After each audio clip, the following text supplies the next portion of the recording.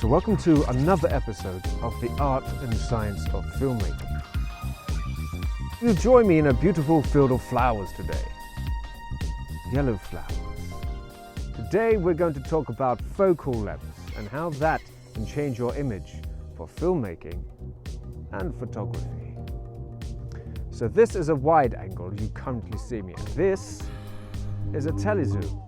So today we're going to talk about perspective and how it's important for filmmaking and how you can tell a story with different focal lengths. Today we have Rachel. She is my model for today. So we're going to show you perspective.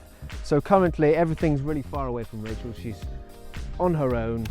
So wide angles, they have a very large field of view and push distant objects even further away. So as you can see, she's very much separated here from the background objects. And it shows all the surroundings, which is great for establishing shots. So this is a wide angle lens at 18mm. So using the same frame, what will a super telephoto look like? And how will it affect the image? So in this field of flowers, I will be moving back through this lane of non-flowered bit of flowers. So the top of her head and the lower part of her body is going to be in frame as I move back. I'm going to zoom in as I'm doing that, and you're going to see the changes in her face and the background. And obviously I'm going to need different focal lengths to achieve this. So let's get a perspective from the air. So the start point is at 18mm in the wide angle range, going to 35mm, and a more of a normal focal length, 50mm. Telephoto range is starting at 100mm, 200mm, and then super telephoto range from 300mm. As you can see, the distance between me and Rachel is massively increasing, and the end point, it will be 600mm.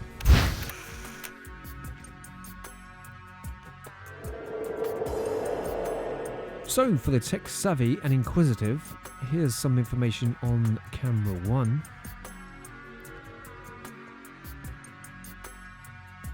So I'll give a different perspective from the air. And camera 2, which will be used from 50mm up to 600mm. All the information and details will also be put in the description if you need to see it. So this is the beginning of the focal perspective test thing. So continue to watch this video on focal length and perspective to see Rachel's face contort and morph as I move further back through this field.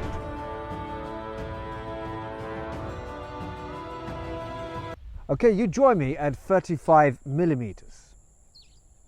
So I've tried to match up exactly the same frame. Rachel's head at the top and the lower part of her chest at the bottom of the screen. So what you'll start to see is there's more bokeh, because essentially the more focal range you have, it naturally achieves more of a shallow depth of field. So already over the 80mm, a lot of the background has been narrowed, as you can see in this comparison here. And there's a lot more shallow depth of field as well, even though they're both at 1.1 aperture. So just moving position for the 50mm, this is roughly what the eye naturally sees in terms of focal length. Okay, so you join me at 100mm. So as you can see, we have a bit of distance now between the camera and Rachel, roughly about 2 meters. So you'll see the background has been slightly drawn in, a lot more so than what it was at 18mm, where everything seemed very much pushed away. Now we're going to jump all the way up to 200mm and see how that looks. Okay, so you join me at 200mm now, and Rachel is around about 4 meters away. And she's enjoying the sunshine / clouds. The exposure is quite difficult to maintain when you have the clouds keep coming overhead. I'm using a Tiffin variable ND filter, which allows 8 stops of light to be shut down. When I've got a large aperture, it's allowing a lot more light to hit the sensor, so it will overexpose. So I'm using an ND filter, which can help stop down all that extra light. So now I'm going to go to 300 millimeters. 300.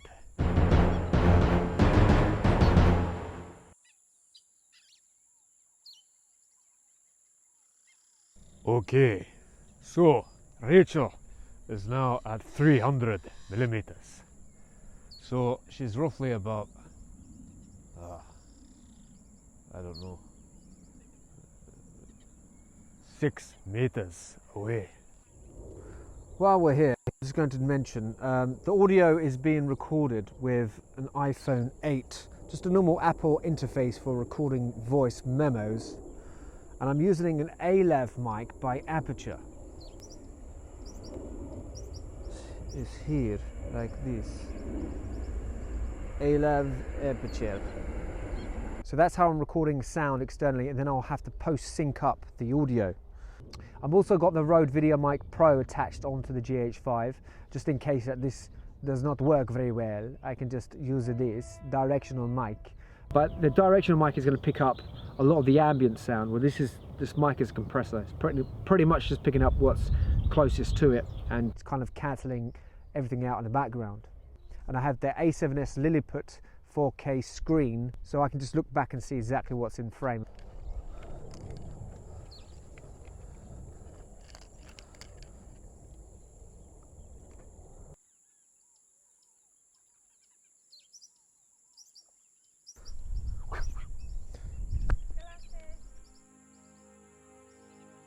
Too much concrete jungle is a bit hard on the soul. You need to have nature around you for a bee, you know.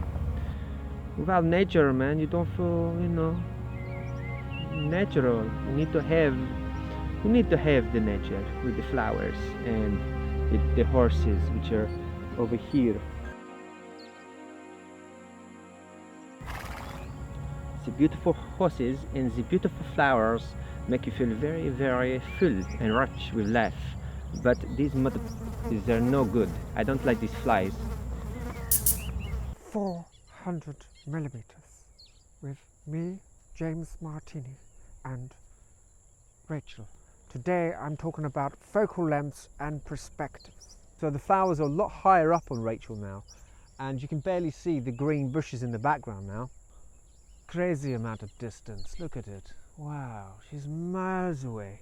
But now what you can see in the image as well, everything's going to become even more of a shallow depth of field. Even though the f number isn't a consistent aperture, it actually starts at 2.8 at its widest, and over 100 millimeters of the 35 millimeter equivalent will actually jump to f4 and remain that consistent until it's 592 millimeters, 600. Let's do 500 now, and then 600 will be the finale. Okay, so now the sun's gone in a little bit, hidden by some beautiful clouds. As soon as the clouds have moved, then it's going to be really bright, and I'm going to have to change the exposure again. Okay, 500 millimeters. Okay, so now we're at 500 millimeters. She's very far away, but then she seems very close up in the frame.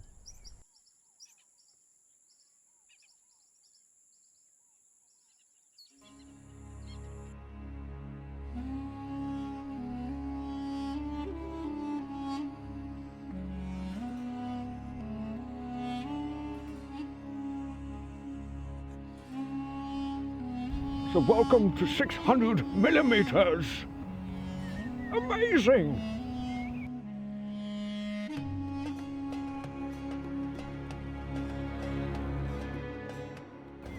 It looks crazy different. Amazing. So from our test today, this is the most widest angle lens against the most telephoto lens. Crazy. So what are the main differences? Well, clearly the backgrounds are very, very different. So in the wide angle, everything is really pushed back, and with the telephoto, everything is really drawn in. So why does it do this? Well, with the wide angle, it has a very, very large field of view.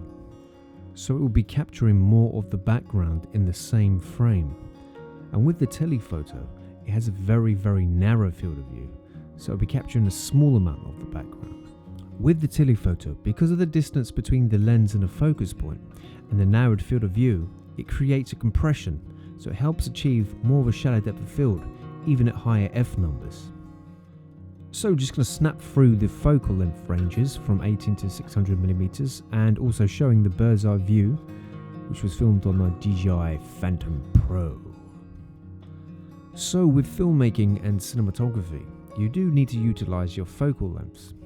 So if someone was very lonely, for example, and you wanted to really tell that story in the shot, how would you do it?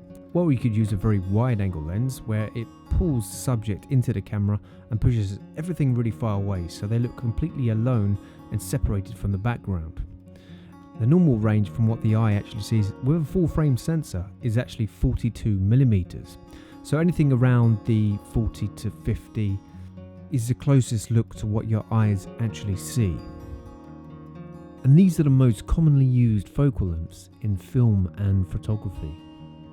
So best for general filming that doesn't require any kind of distortion or lens trickery. So my favourite focal length for filming people is around about 3 to 400mm, so about here. I think it's very aesthetically pleasing image. It gives a nice shallow depth of field and it brings the jawbone out and the shoulders. It gives you like a nice frame.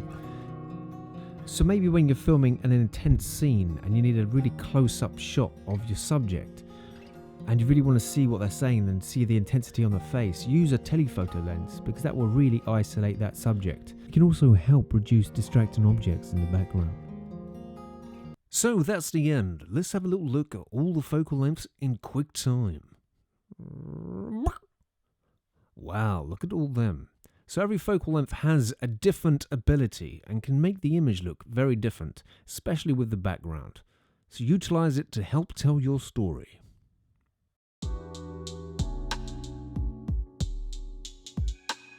Wide angle benefits. Well, it makes the subject look separated from the background and in an open space. It's great for an establishing shot, enables close-up selfie vlog style filming, and it's best in limited spaces, also best for capturing distant wide shots of the subject amongst the environment. Telephoto benefits. Well, it makes people look good at super telephoto lengths. It's easy to achieve a shallow depth of field, fills the frame by drawing in the background and can help prevent visible background distractions, and is best for close-up shots from a distance.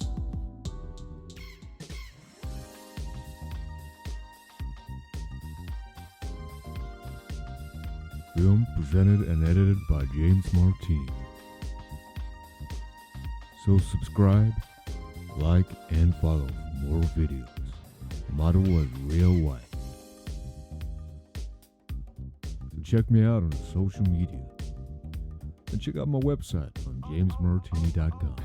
Until next time, take care now. Bye-bye then.